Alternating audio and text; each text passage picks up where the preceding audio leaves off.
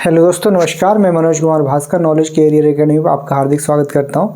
दोस्तों, knowledge career academy पर आज हम लोग पढ़ेंगे काफ़ी देश विरोध कर रहे हैं। जो COP28 है, इसकी मेज़बानी यूएई को मिला है 2023 के लिए। तो ये आरोप लग रहा है कि जो जिस देश को ये मेज़बानी मिला है वो खुद कार्बन उत्सर्जन में बहुत ही अगले पायदान पे है। चूँकि यहाँ के जो देश हैं, ये आपको पता है पेट्रोल, डीजल, तारकोल ये सब निर्यात करने वाले देशों में है, यूएई भी है उसमें। तो जब ये निर्यात इसका करते हैं तो जाहिर सी बात है इनकी अर्थव्यवस्था उसी पे टिकी हुई है और ये खुद उसको कम नहीं कर रहे हैं, रिन्यूएबल एनर्जी को बढ़ावा नहीं दे रहे हैं। तो इनको ये मेज़बानी देने का क्या मतलब है? तो यही सारी बातें हैं दोस्तों कि जो देश खुद रिन्यूएबल एनर्जी को प्रोत्साहन नहीं दे रहा है वो कैसे इसकी मेज़बानी कर सकता है। कुछ विद्वान जो पर्यावरणविद हैं इस पे नाराज़गी जता रहे हैं कि जो 30 नवंबर से लेकर 12 दिसंबर के बीच में COP28 होना है दुबई में, इसी का विरोध किया जा रहा है। तो देखते हैं दोस्तों क्या है, यूएई के बारे में भी थोड़ा देखेंगे, इसकी एनर्जी स्टेटस क्या है वो देखेंगे। जाहिर सी बात है अब 2022 तक 22-23 में अभी तक इसका केवल 7% एनर्जी जो यूज करता है, रिन्यूएबल एनर्जी यूज करता। बाकी जो इसने टारगेट रखा 75% रिन्यूएबल एनर्जी यूज करने का, वो 2050 रखा है। तो इसके बीच में ये सारी चीज़ें, और ये जो है सौर संगठन है, इसका ये विरोध भी ये लोग करते हैं कि सौर संगठन में अगर ज़्यादा देश इन्वॉल्व हो जाएंगे तो हमारा डीजल, पेट्रोल और ये तारकोल वगैरह कौन लेगा, फिर हमारी अर्थव्यवस्था का क्या होगा। खाड़ी देशों का ये सबसे बड़ा दिक्कत है कि अगर सौर एनर्जी की तरफ सारी दुनिया मुड़ जाएगी, जो मैक्सिमम जो कर मकर रेखा के बीच में है, तो फिर इनका तेल का आयात कैसे होगा और इनकी अर्थव्यवस्था, इनकी जो मुद्रा है, इनका जो जीडीपी है कैसे ग्रोथ करेगा। इसी सब चीज़ों को लेके पर्यावरणविद विरोध भी कर रहे हैं कि खुद ही अभी नहीं कोई अपने स्तर से कोई कदम उठा रहे हैं, तो इनको मेज़बानी क्यों दी जा रही है। तो दोस्तों देख लेते हैं, पहले देखते हैं कि COP28 है क्या। COP28 जो जिसके अंतर्गत आता है वो है United nation framework convention on climate. इसी के अंतर्गत आता है COP28। इसमें लगभग 190 सदस्य हैं। इसकी स्थापना हुई थी 1995 में। इसकी स्थापना कब हुई थी? 1995 में। इसका जो सचिवालय है बर्न में, जर्मनी में एक शहर है बर्न, वहाँ पे है इसका सचिवालय।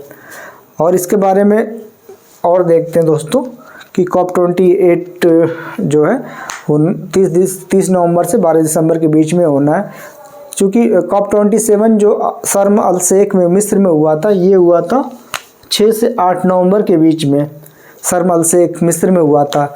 उस समय जो है बहुत सारी चीज़ों पे बात हुई थी। जो सबसे मुख्य चीज़ थी, विकासशील देशों ने एक संगठन कह सकते बनाया था, या अपना एक नेतृत्व करने के लिए बनाया था, या कह सकते हैं अपना एक प्रस्ताव रखा था, loss and damage fund. Loss and damage fund का मतलब ये है कि जैसे भी मान लीजिए बड़े जो देश हैं, चाइना हो गया, अमेरिका हो गया, और बड़े देश हैं जो कार्बन अधिक उत्सर्जन करते हैं और अधिक फ़ायदा लेते हैं, लेकिन उसका जो नुकसान भुगतना पड़ता है ऐसे देश जो द्वीपीय देश हैं। मान लीजिए क्लाइमेट चेंज होता है, तो अगर जल स्तर बढ़ता है, बर्फ़ पिघलता है, तो कौन से देश डूबेंगे? जो द्वीपीय देश हैं, वो छोटे देश हैं, छोटे छोटे पलाऊ हो गया और भी कोमोरोस हो गया, ये सब देश जो छोटे छोटे हैं, फिजी वगैरह हो गए। तो ऐसे देश क्या, इनके लिए एक लॉस एंड डैमेज बनाया गया कि अगर जलवायु परिवर्तन होता है तो इनको मतलब कंपनसेशन के तौर पे कुछ ना कुछ ऐसा किया जाए कि इनके निर्वहन की जो एक चिंता बनी हुई है वो दूर हो जाए। तो शर्म अल शेख में पिछली बार जो हुआ था ये COP27, इसमें ये प्रस्ताव लाया गया था लॉस एंड डैमेज वाला। तो COP27 भी बहुत इंपॉर्टेंट था। चूँकि अब तो COP28 होने वाला, तो हमारे एग्जाम में COP28 होगा इम्पोर्टेंट। इसमें ये होगा COP28 30 नवंबर से लेके 12 दिसंबर के बीच में। ये होगा दुबई, ये दुबई है। अब मैप से देखेंगे, मैप से पढ़ते हैं तो और अच्छे समझ में आता है। ये सऊदी अरब है, ये कतर है, ये बहरीन है, ये यूएई है, ये यमन है, यमन, ये ओमान है, ओमान यहाँ पे भी है, आप यहाँ देख रहे हैं यहाँ भी ओमान है, बीच में यूएई है, यहाँ ऊपर भी ओमान है। ये पर्सियन गल्फ है, यहाँ पे यहाँ बहुत पतला हो जाता है हार्मुज जल संधि के पास में, यहाँ फिर हिंद महासागर इधर आ जाता है, इंडियन ओशन आ जाता है। तो यूएई के बारे में आप देख लें क्या है यूएई के बारे में। यूएई का क्षेत्रफल 83,600 वर्ग किलोमीटर है। यहाँ का लिटरेसी रेट जो है 93.2% है। और ये आज़ाद कब हुआ था? 2 दिसंबर 1971 को आज़ाद हुआ था। और यहाँ पे कौन कौन से समुदाय के लोग अधिक रहते हैं तो यहाँ देख सकते हैं दक्षिण एशियाई जो देश हैं वो 59% लोग रहते हैं। भारतीय जो है यूएई में वो 28% रहते हैं। हमारे भारतीयों की भागीदारी लगभग आप देख सकते हैं कि 28% है। और यहाँ के जो प्रधानमंत्री हैं उनका नाम है मोहम्मद बिन रशीद अल मखतूम। अब प्रेसिडेंट है मोहम्मद बिन जायद अल नहयान, यहाँ के प्रेसिडेंट है। और COP28 की जो अध्यक्ष रहेंगे, चेयरपर्सन रहेंगे, उनका क्या नाम है? सुल्तान अल जावीर। ये COP28 इस देश के जो मेज़बानी करेंगे, जो अध्यक्ष रहेंगे, वो कौन रहेंगे? सुल्तान अल जावीर। अब देखते हैं दोस्तों हमारे यूएई के बीच में और भारत के बीच में आयात निर्यात का क्या स्तर है। तो यूएई और भारत के बीच में जो आयात है वो भारत जो है 28.3% 3 अरब डॉलर 28.3 अरब डॉलर यूएई को निर्यात करता है। और आयात कितना करता है यूएई से? 56.2 अरब डॉलर की। टोटल हमारा जो आयात निर्यात का हमारा जो व्यापार है संयुक्त अरब अमीरात के साथ में वो 84.5 अरब डॉलर का है। तो कह सकते हैं बहुत अधिक है। इससे हम लोग और आगे ले जाएंगे, जिसमें देखते हैं ये जो विरोध करने का एक और मकसद है।